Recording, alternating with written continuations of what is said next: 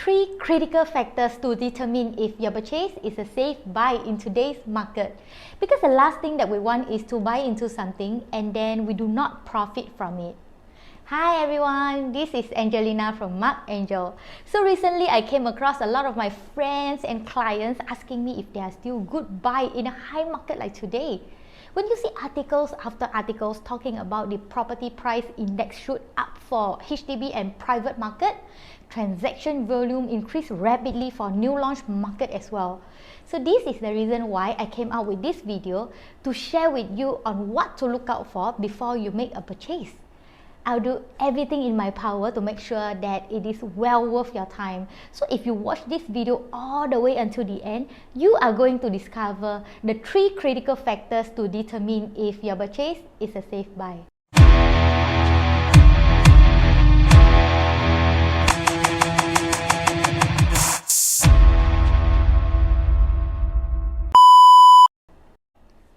Number 1. Developers break-even cost. I still remember back in 2018, I received a phone call from one of my friends telling me that he bought a unit in a new development at around 1,600 PSF. But a few months later, developer dropped the prices to 1,400 PSF, which is equivalent to 182,000 for the unit that he purchased. The problem here is that those buyers who entered at a later timing enjoyed a greater discount, and my friend was very upset about it. This is exactly why I want to share with you the importance of understanding developers' break-even cost and how it can affect you as a home buyer. Take a look at Affinity at Serangoon, a 99 years development that is located at Serangoon North Avenue 1. From here, we can see clearly that after adding all the costs involved, the break-even for the development is $1,325. Now, let's take a look at its launch price. It was launched at $1,600 on average. That's almost $300 profit for the developer.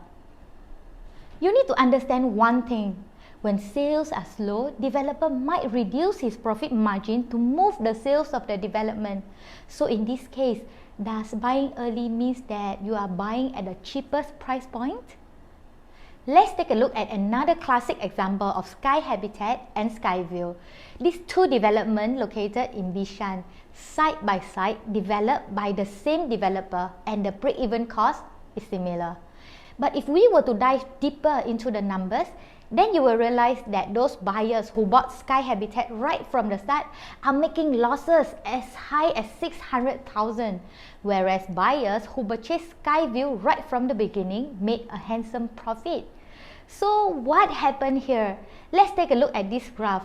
Based on the break-even cost of both developments, you can see that Sky Habitat was launched at a greater profit margin compared to Skyview. I'm not some kind of guru out there who will tell you that this price is good, that price isn't. But I am here to share with you my thought process and what data you should look into to manage your risk. And I must say that understanding the developer's profit is definitely one of the ways. If there's a greater profit margin, there might be a chance that the prices might come down. So you have to ask yourself if the prices that you are entering into, is the risk high or low. When Skyview entered at 1,300 plus PSF, are the prices safe compared to those who bought Sky Habitat from the beginning at around 1,007, 1,008? The risk is definitely lower, right? If you are wondering if there's still project that is selling close to break even, well, the answer is yes. Number 2, developers' pricing strategy. Same development, same size, similar floor level, but both units can have a huge difference in profit. And why is that so? Let's take a look at this example at Commonwealth Towers. As you can see over here, Stack 9 and Stack 20 are the two bedded units. They have the same layout, similar floor level. Stack 20 is facing directly into another development, Queen's Peak, versus Stack 9 is facing the beautiful pool. At this point of time, which unit do you think is a better buy? So you see, both units were bought and sold at almost the same time, same unit area, Both are located on the mid-floor, but you can see that the unit that is located at Stack 20, the one that faces another development, made a bigger profit compared to Stack 9, the unit that faces the pool. We are not talking about small differences over here.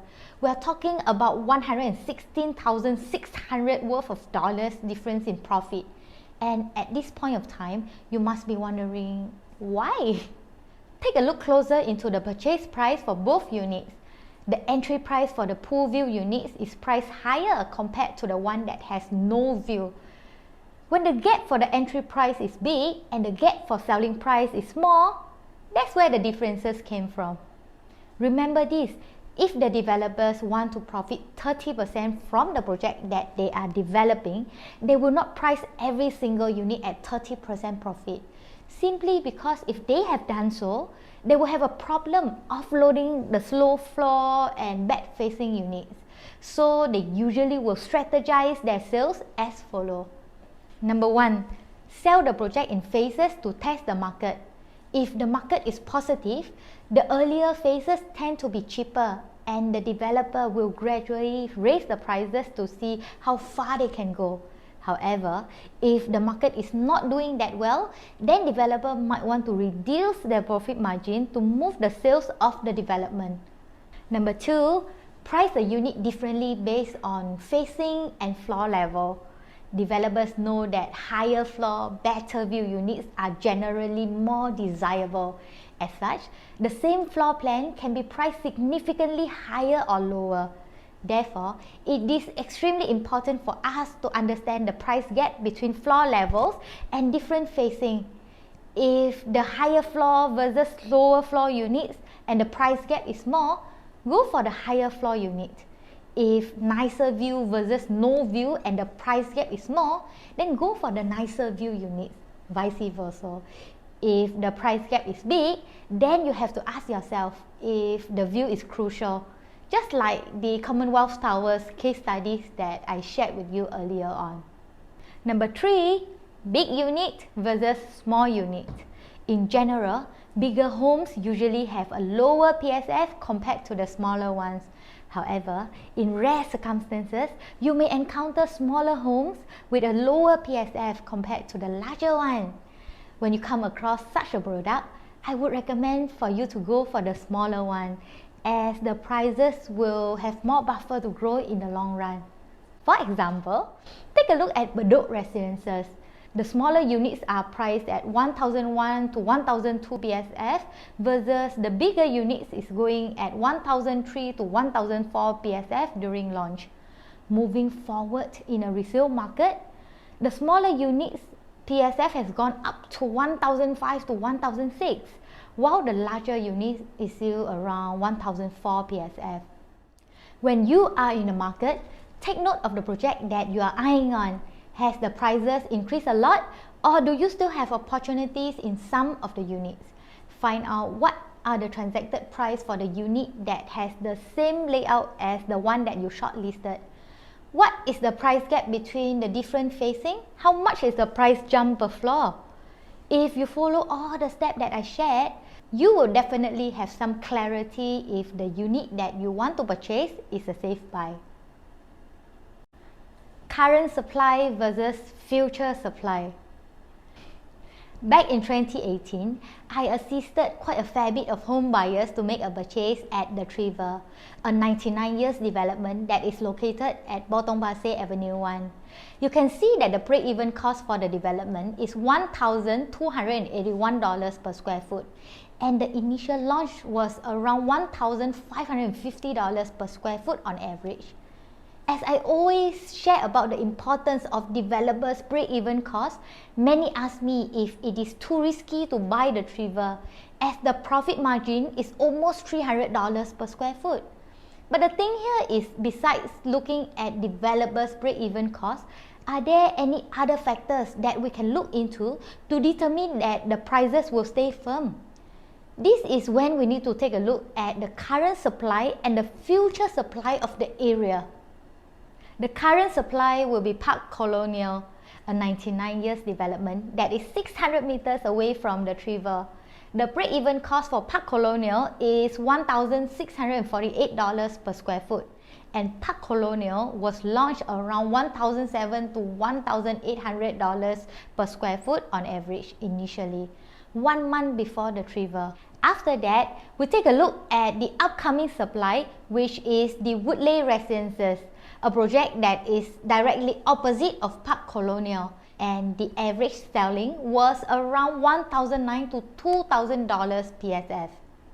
So in this scenario, the Trevor was launched at $1,550 PSF on average.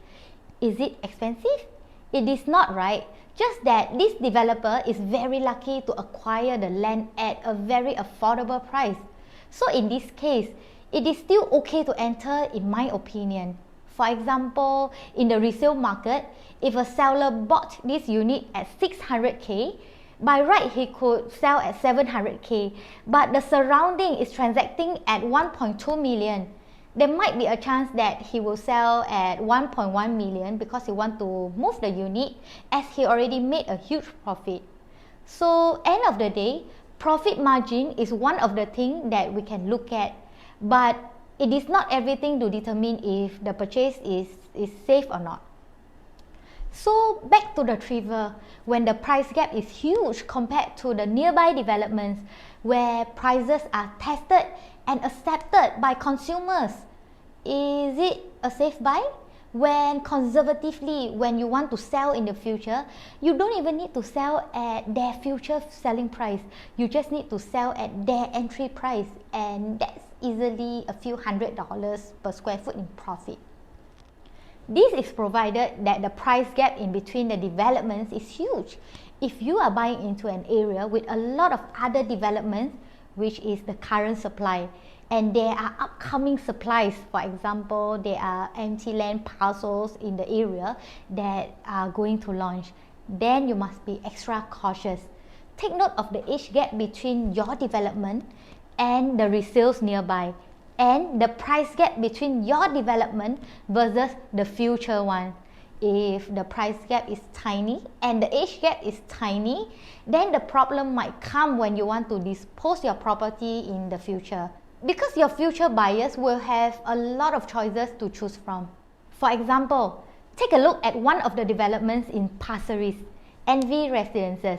So you can see when NV Residences was launched, the current supply was Livia, and the upcoming supplies in the area are Palette, The Nest, and Coco Palms. So you can see before the Palette TOP in 2015, the average PSF for NV Residences was around $1,100. But moving forward to 2019, where all the upcoming supplies in the area are launched, the PSF dropped to $900 on average. So what caused the turning point? Look over here.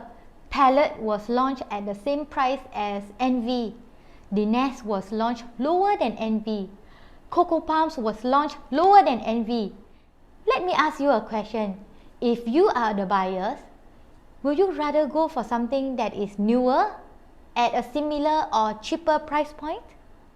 I've come to the end of my sharing, but before I go, let me sum everything up for you. If you are in the market hunting for your dream home, here are a few things that you need to find out. The developer's land cost, because from there you can find out what is the break-even cost. The past transaction for the same layout of the unit that you shortlisted. The price gap between the facing and the stories in the development.